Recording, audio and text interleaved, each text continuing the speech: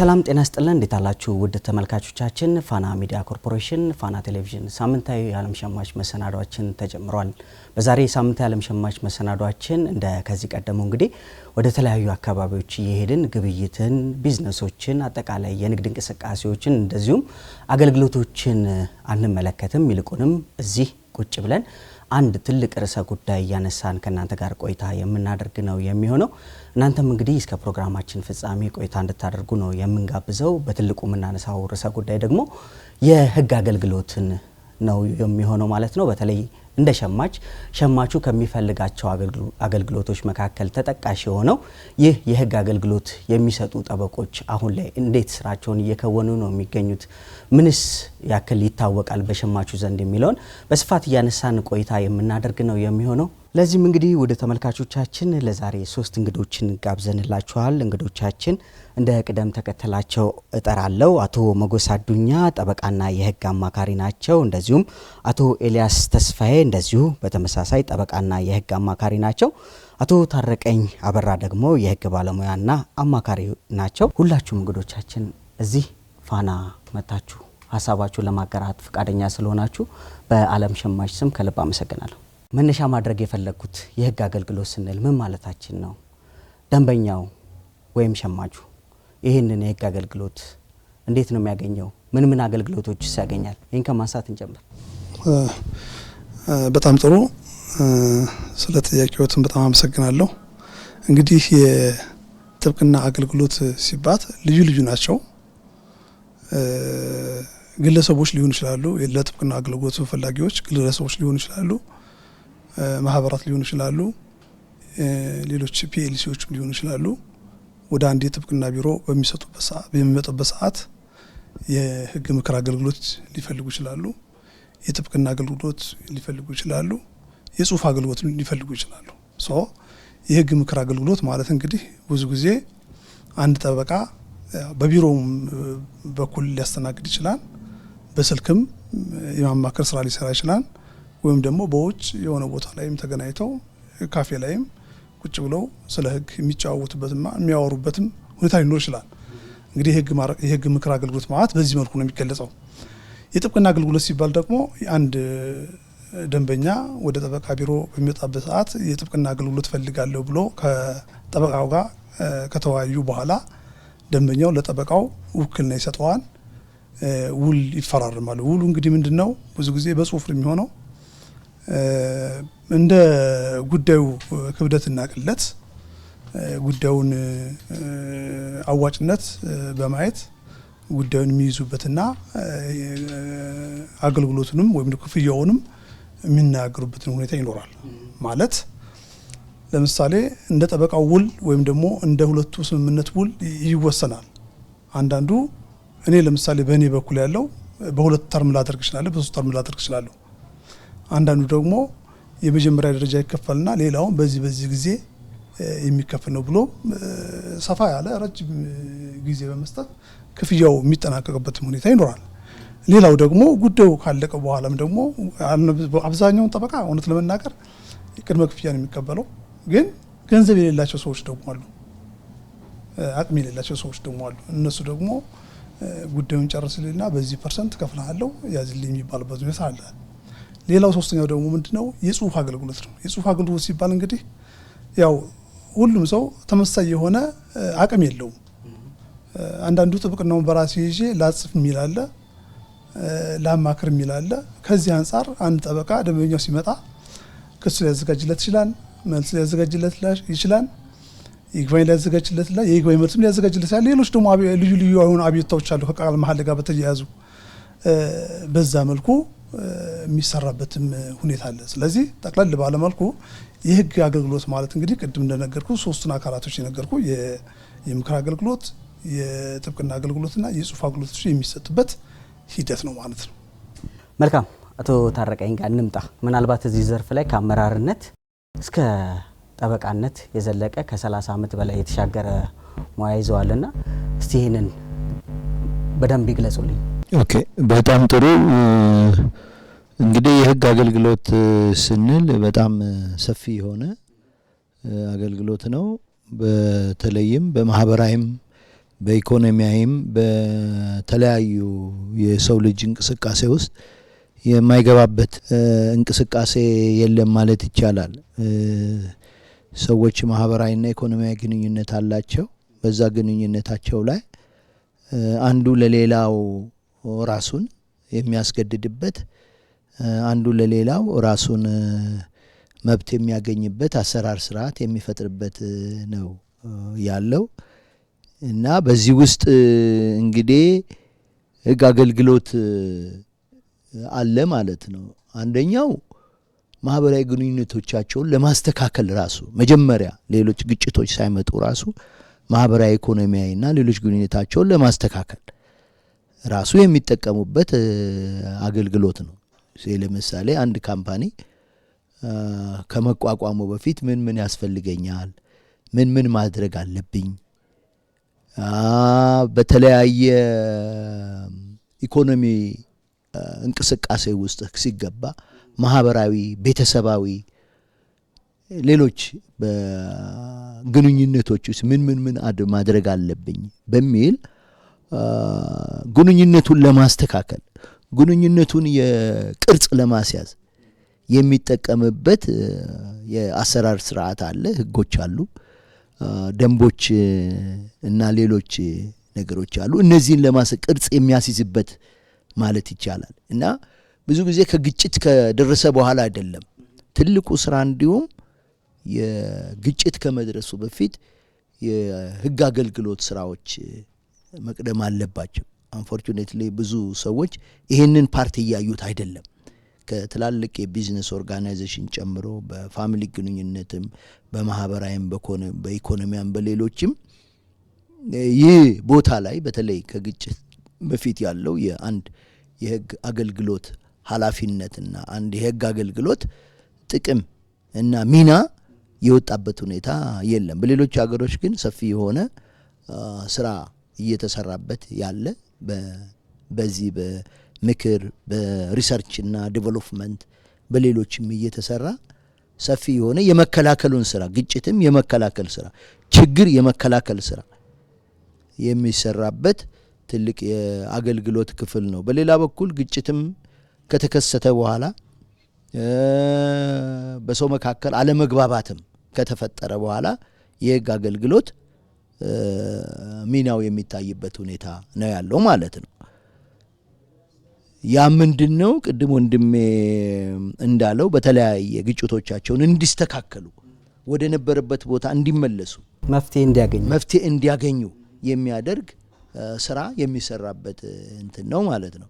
እነዚህ ነገሮች በደንብ መጠቀም ይገባል እላለሁ። እነዚህ ናቸው። እውነት ነው አቶ ታረቀኝ። እንግዲህ ባደጉት ሀገራቶች የህግ አገልግሎትን ችግር ተፈጥሮ ሳይሆን ቀደም ብሎ ጀምሮ ይይዙታል። በቤተሰብም ደረጃ በትልልቅ ተቋማቶችም ደረጃ ይዞት የሚቀጥሉት ልክ እንደ ጤናው ዘርፍ የህግ ዘርፉም የሚያማክር ጉዳዮችን የሚፈታ አንድ ራሱን የቻለ ትልቅ ዘርፍ አድርገው ይወስዱታል።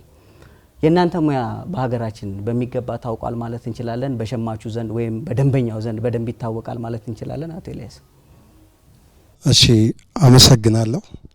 እንግዲህ የኛ ማህበረሰብ አብዛኛው ጊዜ ከህግ ሳይንስ የራቀ ነው።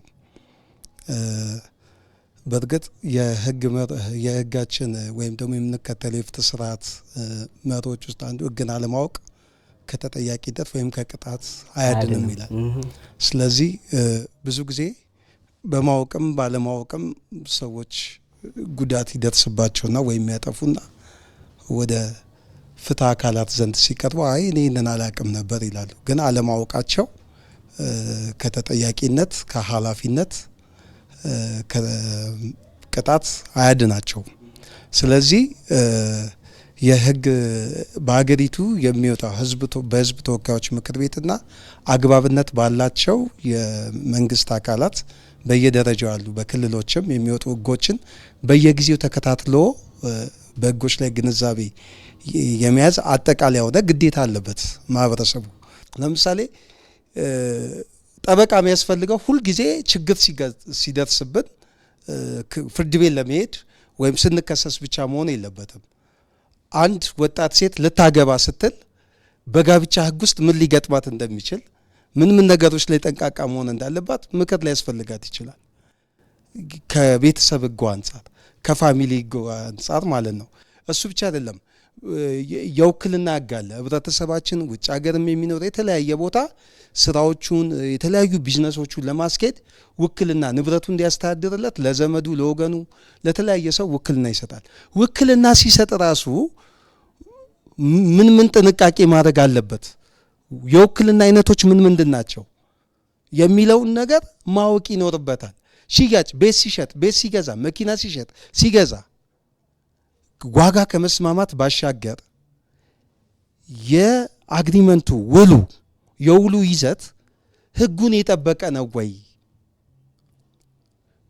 በችኮላ ነው ብዙ ጊዜ የተለያዩ የሽያጭ ቤት የሚያል ስንት ሚሊዮን ብር አውጥተው በደላሎች ይዋከቡና ዝም ብሎ በቃ መብትና ግዴታቸው ተነጻጻሪው ምን እንደሆነ እንኳን ያለያዘ ዝም ብሎ የመንደር ውል ወይም ተብሎ በሚዘጋጅ ኢቭን እንደዛ አይነት ውል ሰነዱ ፌዴራል ሰነዶችና ምዝገባ ጽሕፈት ቤት ራሱ መጥቶ ይጸድቃል። በኋላ ሲጋጩ መብቶቻቸውን ለማስከበር ወደ ጠበቃ ጋር ሲመጡ መጀመሪያ ውሉ ሲዘጋጅ የነበረበት ግድፈት መጀመሪያውኑ ባለሙያን አማክረው እዛ ነገር ውስጥ አለመግባታቸው ትልቅ መብታቸውን የሚያሳጣ ውሎ ነው እናገኘዋለን። አስፈላጊነቱ ላይማ ምንም ጥያቄ የለውም። ግን ትታወቃላችሁ ብላችሁ ታስባላችሁ? እንታወቃለን ብላችሁ ታስባላችሁ? እንግዲህ ጠበቆች ከመቼውም ጊዜ በተሻለ ሁኔታ ማህበረሰቡ አሁን አንደኛ ጠበቆች በቁጥርም በህግ ትምህርት ቤቶችን መስፋት በተለያዩ ምክንያት በፍትህ ስርዓቱ ላይ በመጡ ለውጦች ምክንያት ጠበቆች በየአካባቢው እንዳሉ ይታወቃል። ግን ብዙ ጊዜ ማህበረሰቡ ምንድነው ጠበቆች ጋር ግን በዛ ልክ ያለውን ጉዳይ ሁሉ ይዞ ከጠበቃ ጋር መጥቶ ተማክሮ ወይ ደግሞ ጠበቃ ይዞ ይጠቀማል አይጠቀምም? አይጠቀምም። አንዳንዱ ገና ጠበቃ ሲባል ይፈራል። ጠበቃ ቢሮ ብገባ የሚያስከፍለኝ ገንዘብ ብዙ ነው፣ የምጠየቀው ገንዘብ ብዙ ነው ብሎ ገና ከውጭ እኮ ይፈራል። ይሄ ስዕል አለ። ይሄ ተገቢ አይደለም። ስለዚህ ምንም አያውቅም ማለት አይቻልም። ሶሻል ሚዲያ ላይም የተለያየ አማራጮችም አሉ ስለ ጠበቆች የሚወሩበት። ጠበቆች ራሳቸው በግልም በቡድንም ሆነው ግንዛቤ የሚፈጥሩበት በየራሳቸው ፖድካስትም የሚያደርጉበት። እሱ ብቻ አይደለም። ፍትህ ሚኒስቴር በፍትህ ሚኒስቴር በኩል የአቃቤ ህግ ተቋም የግንዛቤ መፍጠር ስራ ሂደት አለ። በተለያዩ ህጎች ላይ ግንዛቤ ይሰጣል። የክልሎችም በፌዴራል ደረጃም እንግዲህ እነኚህ የተለያዩ ሚዲያዎችም ላይ በተለያየ አጋጣሚ ስለ ጠበቆችም ስለ ህግ አገልግሎቶችም ይነገራል። ብዙ ጉዳዮች እዚህ ጉዳይ ላይ እናነሳለን። ምናልባት ተመልካቾቻችን የህግ አገልግሎት ስንል ምን ማለታችን ነው? አንድ ተገልጋይ ጠበቃ ጋር ሄዶ ምን አገልግሎቶች ያገኛል፣ እንዴት ነው የሚስተናገደው የሚለውን ያዘጋጀናት አጠር ያለች መሰናዶ አለች። እሷን እንከታተልና ተመልሰን ስንገናኝ በዚህ ጉዳይ ላይ ቆይታ እያደረግን አብረን እንዘልቃለን። ወደ ተመልካቾቻችን ዓለም ሸማች መሰናዶ ነው እየተከታተላችሁ ቆይታ እያደረጋችሁ የምትገኙት። መሰናዶ ተከታትለን ዳግም ተመልሰን እንገናኛለን። በድጋሚ አብራችሁን ቆዩ።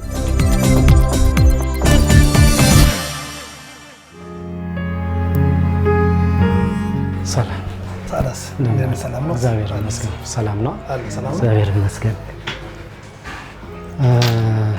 የሆነ ጉዳይ ገጥሞኝ ነበርና የህግ አገልግሎት ፈልጌ ነው የመጣሁት።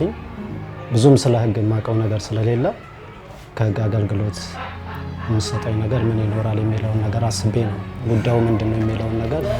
በጣም ጥሩ። እንግዲህ ወደ ቢሮአችን አንድ ደንበኛ ሲመጣ የምንሰጠውን አገልግሎት ነው ለእርሶ የምናበረክተው።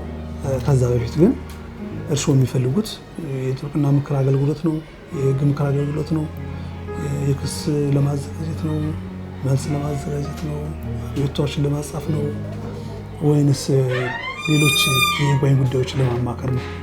የጥብቅና ስራ አስፈላጊ ከሆነ በዛ ዙሪያ ላይ እስኪ የትኛውን አገልግሎት ፈልገው ነው የሚመጡት? እኔ አሁን አጋጣሚ ነው ጉዳዩ የደረሰኝ።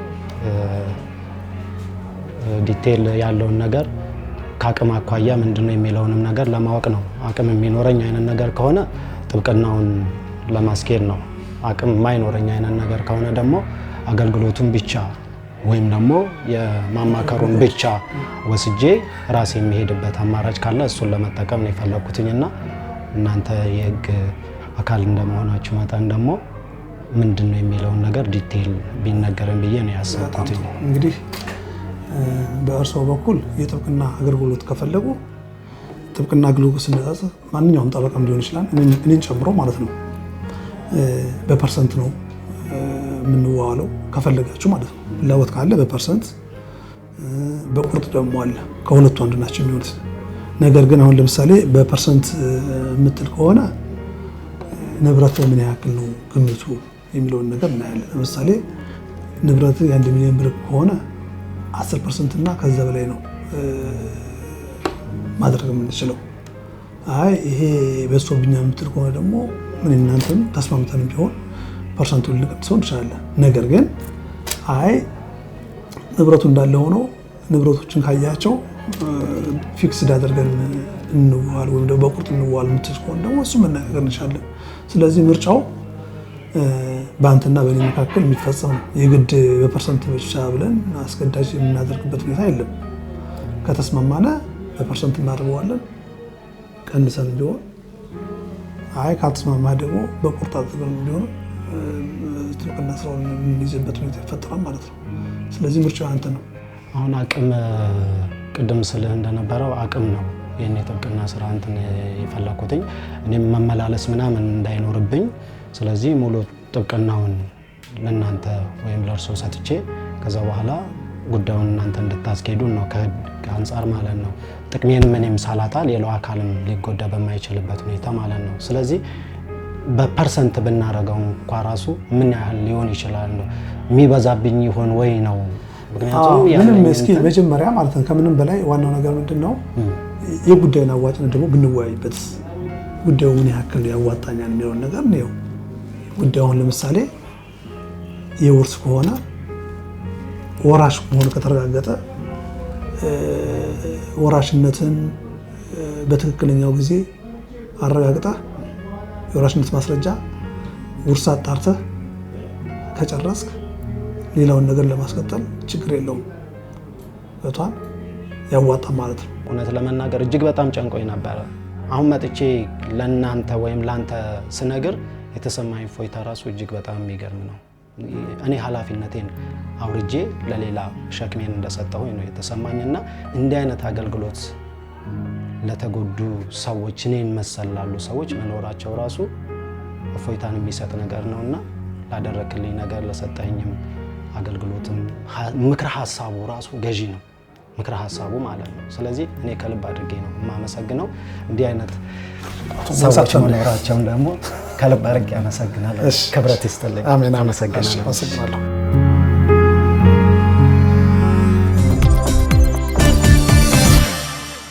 ውድ ተመልካቾቻችን ተመልሰን ተገናኝተናል። ዓለም ሸማች መሰናዶን ነው እየተከታተላችሁ ቆይታ እያደረጋችሁ የምትገኙት። የዛሬ ዓለም ሸማች መሰናዶአችን የህግ አገልግሎትን በስፋት እያነሳ ቆይታ እያደረገ ነው የምንገኘው። እንግዲህ ጥሩ ግንዛቤም እያገኛችሁበት እንደሆነ እምነታችን ነው። እንቀጥላለን። ምናልባት አቶ ታረቀኝ እያነሱ የነበሩ ሀሳብ ላይ ራሳችንን በሚገባው አልሸጥንም የሚል ሀሳቦችም እንደዚሁ ሲያነሱ ነበር። እንቀጥላለን። ጠበቃ ነጋዴ አይደለም የሚልም ሎጂክም ይነሳል። ከዚህ ጋር እንዴት ነው የሚታረቀው? ጠበቃው ራሱን እንዴት አድርጎ መሸጥ ይችላል? አንደኛ ጠበቃ ነጋዴ አይደለም ተብሎ በግልጽ በአዋጅ ተቀምጧል። ነጋዴ ያለመሆኑንም ከደንበኛ ጋር በሚያደርገው ስምምነት የሚጠይቀው የክፍያ መጠን በፍትሐ ብሔር ጉዳይ በፐርሰንት ሁሉ ተቀምጦለታል። ከዚህ በላይ መጠየቅ አይችልም። ነጋዴ ቢሆን ፍሪ ማርኬት ነው። ብትፈልግ 50% ብትፈልግ 70% ከፈለኝ ብለህ ልትደራደረው የምትችለው ነው። በጠበቃ ጋር እንደዚህ አይደለም። ህግ ራሱ በፌዴራል ሰበር ሰሚ ችሎት ከ15% በላይ በፍትሐ ብሔር ጉዳይ ልትስማማ አትችልም። ሁለተኛው የትኛው ነጋዴ ነው በነፃ ለምሳሌ አንድ ሆቴል ቤት ያለው ሰውዬ በነፃ እስቲ ዛሬ ምግብ አብላ አይባልም፣ አይገደድም። ጠበቃ ግን ቢያንስ 3 ጉዳይ በአዲሱ የፌዴራል ጠበቆች ፈቃድ አሰጣጥና አስተዳደር አዋጅ ቁጥር 1249 ህዝባር 2013 ላይ በግልጽ ተቀምጧል። ጠበቃ ቢያንስ በአመት ውስጥ ድሃ ለሆኑ ገንዘብ ለሌላቸው 3 ጉዳዮችን ወይ በራሱ ወይ በፍትህ ሚኒስቴር ሲላክለት በነፃ ጉዳያቸውን የመከታተል ኃላፊነት ተጥሎበታል። የትኛውም ሌላ ነጋዴ እንደዚህ ይሄ ብቻ አይደለም። ጠበቃ ራሱን ማስታወቂያ ሰርቶ መሸጥ አይችልም። ራሱ እንደሌላው ድርጅት ጠበቃ ከሌ እንደዚህ አንድ አሜሪካ ላይ ያለ ዩቲዩብ ላይ ያየሁት ማስታወቂያ ያለኝ ልክ እንደሱ ጠበቃው እንደዚህ ኔጋኑ እንደዚህ ምናምን ብለ ኮምፒቲሽን መፍጠር አትችልም ነው።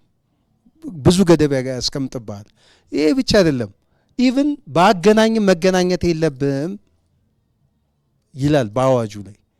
በሆኑ ሰዎች አገናኝ ወይ በደላሎች ጠበቃን ከደንበኛ መገናኘት የለበትም ይላሉ። ማስታወቂያ ካልሰራ እንደዚህ አይነት ገደቦች ካሉ ራሳችንን ጠበቃው እንዴት ነው ራሱን ወደ ማርኬት የሚያወጣው? ሲጀምር ነጋዴ አይደለም ተብሏል። ማስታወቂያ መስራት አትችልም ተብሏል። ይሄ ሁሉ የህግ ገደቦችም ስላሉበት ጠበቃው ምናልባት አቶ ታረቀኝ እንዳሉት ወደ ጠበቃው ለህብረተሰቡ ጠበቃው መሄድ አይችልም። ሄደ ፍርድ ቤት ላይ እንኳን ቆመ ሰዎች የሆነ ነገር ሲቸገሩ እንዲህ ለማማከር ለማዋራት ብለን ትስተል ይጠራጠረዋል። በራስ አንዳንድ ስቴት ማንነትን ሳያውቁ ማለት ነው። ስለዚህ ጠበቃውን ፈልጎ መምጣት ያለበት ብዬ ማስበው እኔ ጠበቆች የት ነው ያሉት? ትክክለኛ ጠበቆች ህጋዊ የሆኑ ላይሰንስድ የሆኑ የትኞቹ ናቸው ብሎ መለየትና ጠበቃውን ፈልጎ መምጣት ያለበት ሞር የደንበኛው ግዴታ ይመስለኛል። ምክንያቱም ግለሰቦችን ድርጅቶችም እንደዛ አይደሉም የሚል ሀሳብ አለ። ልክ ነው። አብዛኛው ድርጅት ሲጎዳ ነው የሚመጣው። አቶ ሞገስ እዚህ ላይ የምታክለው ነገር ካለ እናንሳ። አንድ የህግ ባለሙያ 5 ዓመት 4 ዓመት ተምሮ ከዩኒቨርሲቲ ወጥቶ የተወሰነ የስራ ልምድ አካብቶ ወደ ስራው የጥብቅና ፈቃድ አውጥቶ ወደ ስራው ሲገባ የሚገጥሙት ችግሮች አሉ። አንዱ ችግር ምንድነው? ራፖርት ጸሐፊዎች ወይም ደግሞ በተለምዶ ደላሎቹን በላቸው በተለያዩ መልኩ የህግ ስራውን የሚከውኑ አጋጣሚዎችን ተጠቅሞ የሚከውኑ ቅድም እሳቸውም እንዳሉት በውልና ማስረጃ ውስጥ ተሰክስገው ውልና ከውል ጋር ተያያዥነት ያላቸው ህግ ነክ ጉዳዮችን በቀላሉ ስራውን የሚያገኙበት ከሚመለከተው ተቋማት ጋራ ግንኙነት በመፍጠር ውሉ ህጋዊ ነው አይደለም የሚለውን ሳይገነዘቡ በቀጥታ ውሉ የሚጸድቅበትና በኋላም ደግሞ ወደ ክርክር ወይም ደግሞ አለመግባባት ሲፈጠር ጠበቃ ፈልገው የሚመጡበት ሁኔታ አለ። ያ ጠበቃ ያንን ውል ሲፈትሽ ትክክለኛና እውነተኛ ባለመብት እየታወቀ በህግ አጻጻፍ ጉድለት ግን ህገ ወጡ ባለመብት የሚሆንበት ነገር ይፈጠራል። ያን ጊዜ ጠበቃው አልይዝም ይላል። ሰው ምንድነው ጠበቃው በዚህ ጉዳይ ላይ ማግኘት የሚገባውን ጥቅም የሚያጣበት ሁኔታ ይፈጠራል ማለት ነው። አቶ ታረቀኝ የተነሱ ሀሳቦች አሉ። ከህግ አንጻር ክልከላዎች አሉ። እንደዚሁም ደግሞ ደንበኛው ራሱ አግኝቶን ወይም ፈልጎን ሊያገኘን ይገባል። ለዚህ ደግሞ በአንድም በሌላም መንገድ በእርግጥ የሚነሱ የዚህ ባህላዊ የህግ አዋቂዎች የሚባሉ ራፖርት ጸሐፊዎች ቅድም እንደተባሉ የእናንተን ሙያ በተለይ በመፈታተን በኩል እነሱም ድርሻ አላቸው የሚል ሀሳብ አለ። እዚህ ላይ ምንድን ነው ምልከታዎት? እኔ አሁን በተለይ ከውስጥ መጀመር አለብን ባይነኝ። ከውስጥ የኛ ሙያ በሚገባው መልኩ እየተዳደረ ነው ወይ? እያስተዳደር ነው ወይ? ህብረተሰባችን ለእንደዚህ አይነት ሰዎች እንዳይጋለጥስ እያደረግነው ነው ወይ? ምን ያህሉን ሚና ተጫውተናል የሚለው ነገር እኔ አሁን ቅድም ወንድሜ ሲገልጻቸው የነበሩ ነገሮች በእርግጥ በህጉ የጠበቃ ስራ የንግድ ስራ እንዳልሆነ በንግድ ህግ ቁጥር 5 ላይ የተዘረዘሩ ተግባሮች ናቸው የንግድ ስራ ትሬድ የተባሉት። እዛ ውስጥ የጠበቃ ስራ አልተካተተም። እኔ አሁን ያ ለመካተቱ አጠቃላይ የደንበኛና የጥብቅናውን ስራ አገልግሎት የሚያሳንሰውም ወይም የሚያስኮንነው አይመስለኝም። እንዲሁም የበለጠ ማህበራዊ ኃላፊነት እንዲሰማን የሚያደርግ ፕሮፌሽን የሚያደርገው በገንዘብ ብቻ ኦሪየንትድ ያልሆነ ለሀገር ሰላም፣ ለሀገር ልማት፣ ለሀገር ፍትህ፣ ለህገ በላይነት፣ ለህገ መንግስት፣ ለሰላም መረጋጋት እንዲሁም የበለጠ ሚና የሚጫወት ያደርገዋል። እንግዲህ በዚህ ልክ ካነሳን እንደ ደንበኛ አንዱ ሌላው የሚያሳስበኝ ነገር ክፍያ ነው። ክፍያ በምን መልኩ ነው የምትቀበሉት? ጠበቃ በአዋጁም ላይ በጠበቆች አዋጅ ላይም እንደተቀመጠው በክፍያ እንደሚሰራ በግልጽ አስቀምጧል። በነጻም አገልግሎት የመስጠቱ በየአመቱ የተወሰነ ፐርሰንት በነጻ የማገልገል ግዴታ የማህበራዊ ኃላፊነት ያለበት መሆኑ እንደተጠበቀው ነው። የራሱን መተዳደሪያው መኖሪያው ዞሮ ዞሮ ከክላይንቱ ወይም ከደንበኛው የሚያገኘው ገንዘብ ነው። ያ ደግሞ በህጉ አግባብ የክፍያ አከፋፈሎች አሉ። ለምሳሌ በቁርጥ የክፍያ ስሌት የሚባል አለ፣ ሌላው በፐርሰንት የሚባል አለ። በቁርጥ ክፍያ ስሌት የሚባለው ብዙ ጊዜ ለወንጀል ኬስ ሲሆንና የጋብቻ ፍቺን በተመለከተ በቁርጥ የክፍያ ስሌት ነው። ለምሳሌ አንድ በወንጀል የተከሰሰን ሰው ነው የምቆምለት ከሆነ ስንት ነው የምከፍለኝ? 100 ሺህ ብር ነው? 50 ሺህ ብር ነው? 200 ሺህ ብር ነው ብዬ ተነጋግረን ከአቅሙ አንጻር ልንዋዋለው የምንችለው ነው። በ3 ክፍያ ሊሆን ይችላል፣ በ2 ክፍያ ሊሆን ይችላል። ቀብድ ይሰጣል። በ3 ክፍያ ከሆነ በመሀል የሚሰጠው በጠቀስ ነው ውላችን ላይ በግልጽ በጠቀስ ነው ጊዜ ሊከፍለኝ ይችላል። ካልሆነ መጨረሻ ሊከፍል ይችላል ማለት ነው። እሱ ጠበቃው እንደገጠመው ከስተመር ወይም ደንበኛ የአቅም ኢኮኖሚያዊ ሁኔታ ምናምን አይቶ የገንዘቡ ዋጋን ምናምን የግድ ፊክስ አይደለም፣ እንደየጠበቃው እንትን ይለያያል። በዛ መሰረት እንደ አቅሙ ነው። ብዙ ጊዜ የደንበኛው አቅም ነው የሚወስነን። ክፈል እኛማ ከፍ ያለ ቢከፍለው እኮ ማንም ሰው ደስ ይለዋል። ግን አንዳንዴ ደግሞ ከፍ ያለ ገንዘብ ስላልከፈለኝ ብለህ ደግሞ አልይዝም ማለትም ይጨንቃል። ምክንያቱም የፍትህ ጉዳይ በገንዘብ ብቻ ካሰላው በጣም ከባድ ነው። በቃ በጣም የህሊና ጉዳይ አለ፣ እንትን ጉዳይ አለ፣ ሊጎዳ ነው ያ ሰው። ስለዚህ እንደዛ ነው የሚከው። ሁለተኛው በፐርሰንት የተባለው ለምሳሌ የአንድ ቼክ 1 ሚሊዮን ብር የቼክ ጉዳይ ከሆነ እስከ 15% የመዋዋል ነጻነት ተሰጥቷል። እስከ 15% ማለት ግን ይሄ የግድ ሁል ጊዜ 15% ዋዋላለ ማለት አይደለም። አሁንም እንደ ደንበኛው አቅም ነው። ሌላው ምንድነው ብዙ ጊዜ ደንበኞች ወደ ጠበቃ መምጣት ይፈልጉና ቀብድ የሚሰጡት ያጣሉ። ግን ኃይለኛ መብት አላቸው።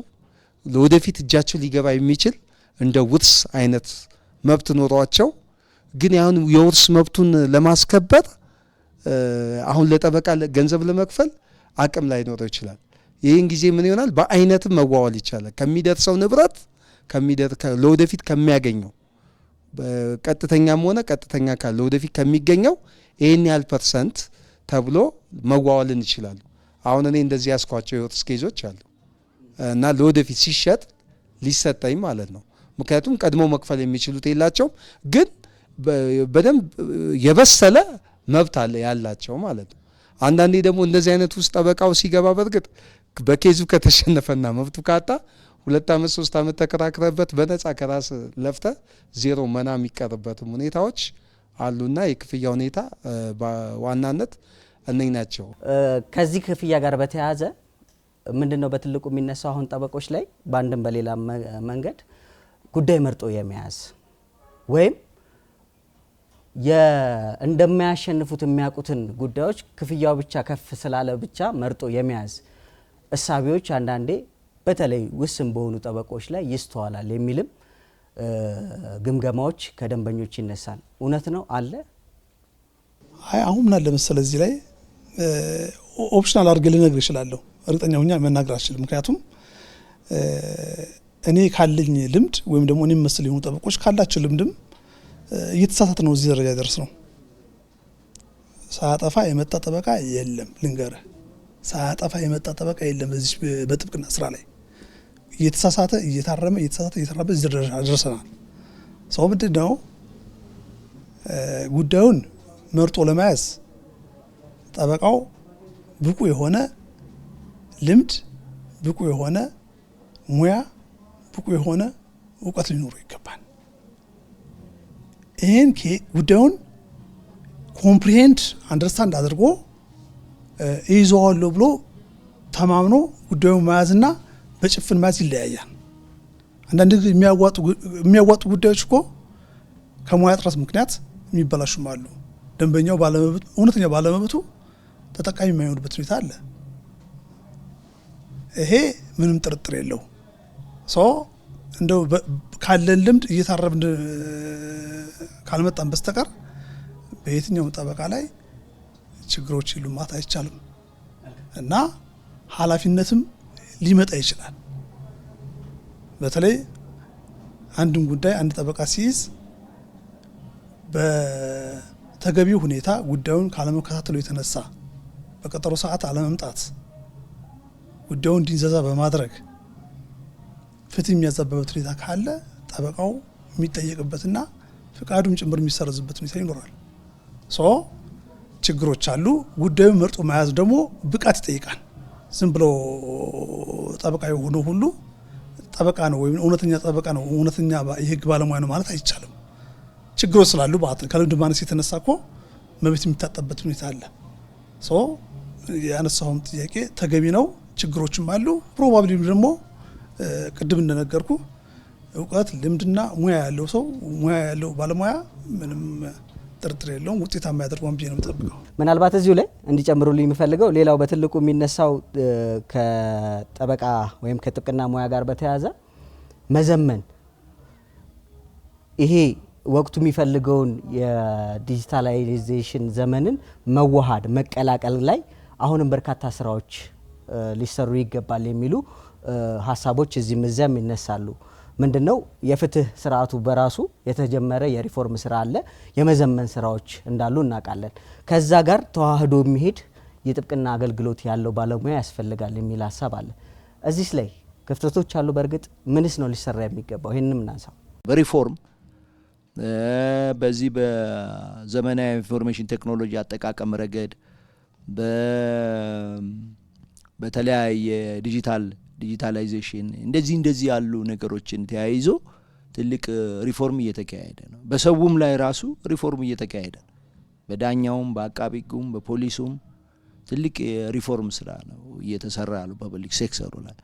ወራስ በዚህ በፍትሁ ስራ ላይ ያለው የፕራይቬት ሴክተሩ የጥብቅናው እንትን ካየ ቶታሊ ዌል ቢሃይንድ በጣም ወደ ኋላ የቀረበት ነገር ነው ታየ። ፍትህ ስራ ደግሞ እንደኔ እምነት ፍትህ ስራ በሶስት ጉልቻ እንደሚሰራ እንጀራ ነው። ጥሩ እንጀራ ለማውጣት ሶስቱን ጉልቻ በተስተካከለ ፖዚሽን ላይ ተቀምጦ መሆን አለበት። አንዱ ከተሰበረ ማረሩ አይቀርም። አንድ ቦታ እሳት ይገባዋል፣ ያረዋል። ጥሩ ዳቦ ጥሩ እንጀራ አይወጣም። የፍትህ ስራም እንደዚሁ ነው። እዚህ ጋር ዳኛ አለ፣ እዚህ ጋር ጠበቃ አለ፣ እዚህ ጋር አቃቢ ሕግና እንደዚህ ኤክዚኪዩቲቭ አለ። እነዚህ አካላት በተጣጣመና በተገናኘ ሁኔታ በጣም ሶስቱም አንድነት በሙሉ ቁመና ላይ ሆነው ስራቸውን እያገለገሉ የሚሆንበት ካልተፈጠረ በስተቀር ማረሩ አይቀርም። አንዱ ለአንዱ መጋቢ ነው። ለአጠቃላይ አገራዊ የፍትህ ስራችን እንዲያድግ የህግ አገልግሎታችን ስራ እንዲያድግ እንጂ አንዱ ለአንዱ ባላንጣ የሚሆንበት ነገር አይደለም ያለው። ስለዚህ በሪፎርሙ ስራ በጣም ብዙ መሰራት ያለበት ነገር ነው። እኔ አሁን በኦንላይን ስርዓት ውስጥም እንዴት ነው የጥብቅና ስራ የህግ አገልግሎት የፕራይቬት እንትኑ ኦንላይን የሚገባው ከፐብሊክ ሴክተሩ ጋር እንዴት ነው መገናኘት ያለበት? አሁን ዛሬ ቁጭ ብሎ አንድ ነጋዴ ስለ ታክስ አከፋፈል ቁጭ ብሎ ይከፍላል ታክሱ። የጥብቅና ፋይሉን አፕሊኬሽኑን ያስገባል በመሬት ማስተዳደርም ሆነ በሌላ። እንዴት ነው በጥብቅናው አስተዳደርስ በጥብቅና አሰራር ስርዓት ውስጥ ይሄንን በዘመናዊ ከአመለካከት ጀምሮ አጠቃላይ አሰራር ስርዓቱን ፈጥሮ እንዴት አድርገን ነው ዘመናዊ አሰራር ውስጥ የምናስገባው የሚለው ነገር በጣም ወሳኝ ነገር ነው። መልካም ጠቅለል እያደረግነው እንሂድ። አቶ ሞገስ እንግዲህ በቅርቡ የጠበቆች ማህበር አቋቁማችኋል። ስለዚህ ሰብሰብ ብላችሁ በጋራ ሆናችሁ መብታችሁንም ለማስከበር እንደ ሙያ ደግሞ ሙያችሁንም የበለጠ የተሻለ በደንበኛው ዘንድ ታዋቂና እስከ የሚመለከተው የፍትህ አካላት ድረስ መብቶችን ኤክሰርሳይዝ ማድረግ የሚችሉበትን ሂደት እየፈጠራችሁ የምትመጡበት ሂደቶች አሉ። ከዚህ አንጻር ከማን ምን ይጠበቃል? ደንበኛውስ ምን ማድረግ አለበት? የመጨረሻ ጥያቄ ነው። በጣም ጥሩ። እንግዲህ ብዙ ጊዜ የኛ እንኳን የጠበቆች ማህበር በቅርብ ጊዜ የአንድ 3 ዓመት ይሆናል ከተቋቋመ እንትኖች አሉ። ምንድነው አጀንዳዎች አሉ። በአንድ በኩል የሆነ ቡድን ራሱን ይችሎ የቆመ ማህበር ይሁን ልንላን፣ በሌላ በኩል ደግሞ ከመንግስታዊ ተቋማት ጋር የሚተሳሰርበት ሁኔታ ከተፈጠረ የሚልም አቋም አለ። እንደኔ ግን ማህበራችን ለማጠናከር ፋይናንሻሊ የተሳካ ብቁ የሆነ ማህበር ለመፍጠር ከተፈለገ ከመንግስት ጋር ግንኙነት ቢፈጥር የተሻለ ነው ብዬ ነው የማስበው። ምክንያቱም መንግስት በአንድም ይሁን በሌላ መልኩ ማህበረሰቡ ላይ ተጽዕኖ የመፍጠር አቅም አለው። ማህበረሰቡ ወደ ጠበቃው አካል መጥቶ ተጠቃሚ የሚሆኑበትን እድል የመፍጠር አቅም አለው። መንግስታዊ ከሆኑ ድርጅቶች ጋር የምንገናኝበት እድል ካለ፣ መንግስታዊ ካልሆኑ ድርጅቶች ጋር የምንገናኝበት እድል ካለ ማህበራችን ውጤታማና ተስፋ ያለው ማህበር ይኖራል ብዬ ነው የማስበው። መልካም አቶ ኤልያስ እዚች ላይ የሚጨምሯት ደንበኛውስ ምንድነው ማድረግ ያለበት የሚለውንም ጠቆም የሚያደርጉን ነገር ካለ። በዚህ በማህበሩ መደራጀት አንዱ ጠቀሜታ ምንድነው?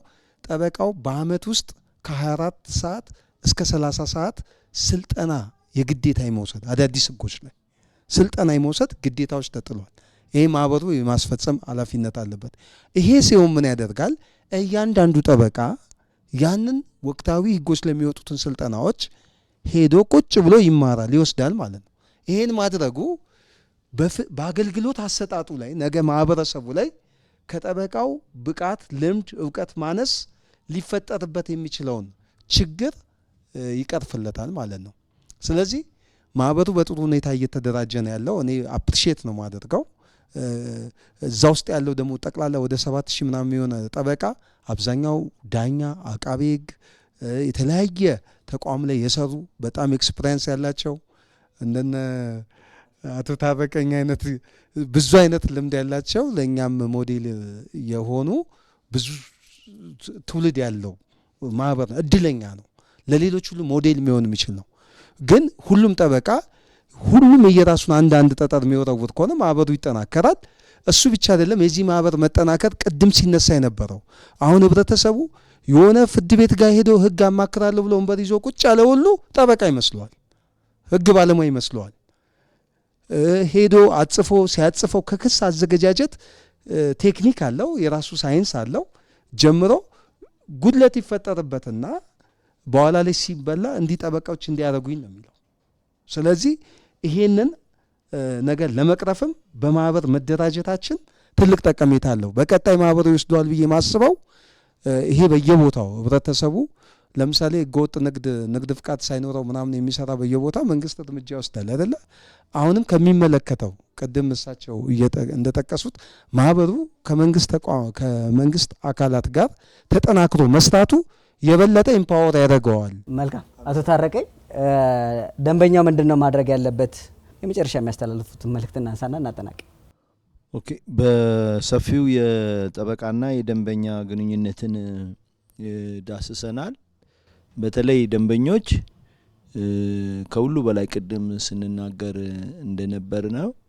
ደንበኛ እንግዲህ ሰፊ ትርጉም ያለው ነገር ነው። ከአንድ ግለሰብ ኢንዲቪጁዋል አንስቶ እስከ ትላልቅ የድርጅቶች የሚዘልቅ ነው ከጠበቃ ጋር ባላቸው ግንኙነት ማለት ነው። ስለዚህ በዋናነት ቅድምም እንዳልኩት ደንበኞች የህግ ስራ በጣም ሊታለፍ የሚችል የማህበራዊ መስተጋብር ሊታለፍ የሚችል ማስተጋ አይደለም። የግድ ከህግ እና ከፍትህ የሚርቅ ማንም ማህበረሰብ የለም።